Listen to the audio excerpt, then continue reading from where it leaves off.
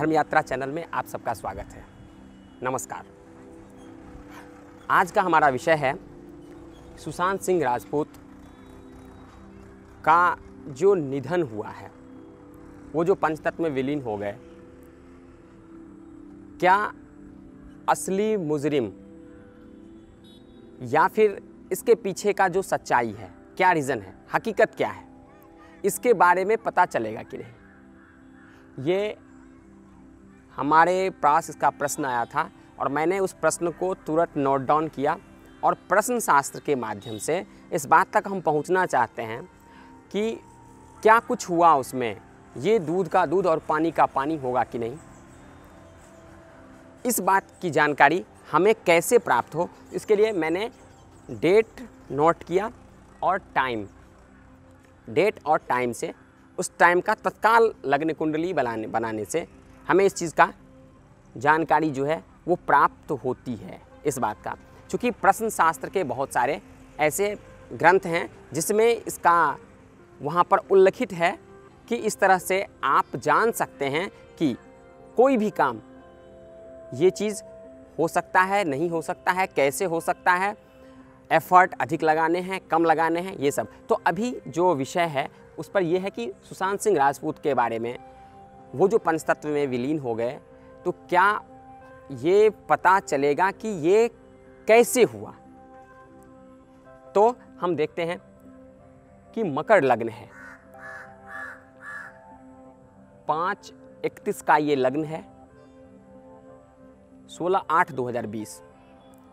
मन में प्रश्न आया और इस प्रश्न को मैंने नोट डाउन किया, फिर लग्न बनाया और लग्न के माध्यम से हम यहाँ पर देख रहे हैं कि मकर लग्न है, राहु और शुक्र जो छठे भाव में मिथुन का बैठा हुआ है। यहाँ पर गुरु, केतु और शनि धनु का जो व्यय भाव में बैठा हुआ है। तो शास्त्रोक्त है कि प्रश्नश्चेत स्थिर लग्नम तदा न मरणम न रोग शांतिर्वा चर लग्ने विपरीतम और द्वितीय लग्ने तो पूर्वमिव। हम भाव को बताना चाहते हैं यहाँ पर श्लोक कि अगर यहाँ पर चर, स्थिर और दुस्वभाव, हमारे पास ये 3 लग्न होते हैं जो मेष से लेकर के मीन तक है। इसमें बटा हुआ है कि ये हैं चर, ये हैं स्थिर, ये हैं दुस्वभाव। इसका चार्ट मैंने यहाँ पर बनाया भी है। 1, 4, 7, 10 जो है मेष, कर्क, तुला और मकर, ये चर लग्न होते हैं। स्थिर लग्न वृष, सिंह, वृश्चिक और कुंभ, ये जो हैं वो स्थिर लग्न हैं। और इसके बाद द्विस्वभाव मिथुन, कन्या, धनु और मीन, ये द्विस्वभाव है। तो स्थिर लग्न में प्रश्नश्चेत स्थिर लग्नम, अगर प्रश्न में स्थिर लग्न है तो स्थिति यथावत बनी रहेगी। अभी की जो स्थिति है सुशांत सिंह राजपूत के बारे में कि वहाँ पो चल रहा है, अगर स्थिर लग्न होगा तो कुछ पता नहीं चलेगा और वो वहाँ पो में ही टाइम हमारा बीत जाएगा। क्या हुआ, कैसे हुआ, क्यों हुआ, हम यहाँ तक नहीं पहुँच पाएंगे। अगर स्थिर लग्न हो या फिर दुस्वभाव लग्न हो तो परिस्थितियाँ बदल जाती है। प्रश्नश्चेत स्थिर लग्नम तथा न मरणम न रोग शांतिर्वा चर लग्ने विपरीतम। अगर यहाँ पर चर लग्न होता, चूँकि चर लग्न यहाँ पर मेष, कर्क, तुला और मकर है, चर लग्न होता तो फिर इसका विपरीत हो जाता कि चूँकि पता चलेगा। और कहते हैं कि द्वितीय लग्नम तो पूर्वमेव, अगर द्विस्वभाव है तो ये समझना चाहिए स्थिर लग्न के हिसाब से। तो यहाँ पर हम देख रहे हैं कि ये मकर लग्न है और लग्नेश यहाँ पर शनि जो है वो धनु का यहाँ पर बैठा हुआ है 12th हाउस में।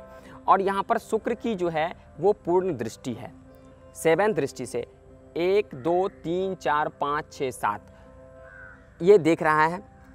और चंद्रमा, कर्क का चंद्रमा 7th हाउस में बैठा हुआ है, जो चंद्रमा लग्न को देख रहा है। जिस टाइम हम जो कुंडली बनाया था उस लग्न को ये देख रहा है। तो चंद्रमा लग्न से देखने से इसका मतलब ये है कि ये बिल्कुल प्रसन्नतापूर्वक कार्य हो रहा है, क्योंकि चंद्रमा का स्वस्थ होना किसी भी जांच के लिए, किसी भी पड़ताल के लिए बहुत आवश्यक है।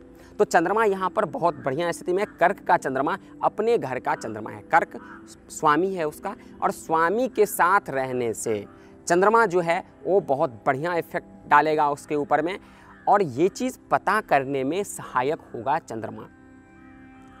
और ये दूध का दूध और पानी का पानी, ये रहस्य जो है वो रहस्य हमारे प्रश्न शास्त्र के माध्यम से पता चल रहा है कि ये 100% पता चलना है कि ये कैसे हुआ, क्यों हुआ, ये तमाम सारी बातें जो हमारे मन में उहापोह है, ये 100% यहाँ तक हम पहुँचेंगे।